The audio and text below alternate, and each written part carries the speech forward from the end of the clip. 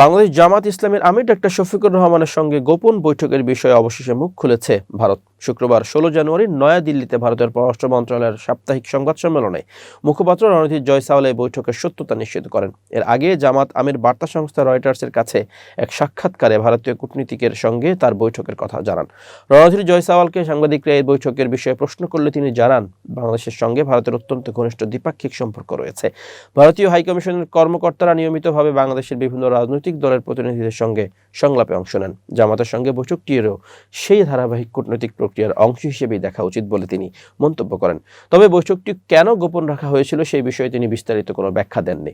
এর আগে রয়টার্সকে দেওয়া ওই সাক্ষাৎকারে ডাক্তার শফিকুর রহমান জানিয়েছিলেন, অন্যান্য দেশের কূটনীতিকরা তার সঙ্গে প্রকাশ্যে দেখা করলেও ভারতীয় কর্মকর্তা বৈঠকটি অত্যন্ত গোপনীয় রাখতে অনুরোধ করেছিলেন। জামাত আমির সেই সময় স্পষ্ট করে বলেছিলেন, সব দেশের সঙ্গে তাদের সম্পর্ক উন্মুক্ত হওয়া প্রয়োজন এবং সম্পর্ক উন্নয়ন ছাড়া দুই দেশের সামনে আর কোনো বিকল্প নেই। তার এই খোলামেলা বক্তব্যের পর ভারতের পক্ষ থেকে তাৎক্ষণিক কোনো প্রতিক্রিয়া না পাওয়া গেলেও আজ তারা আনুষ্ঠানিকভাবে বিষয়টি স্বীকার করে নিল।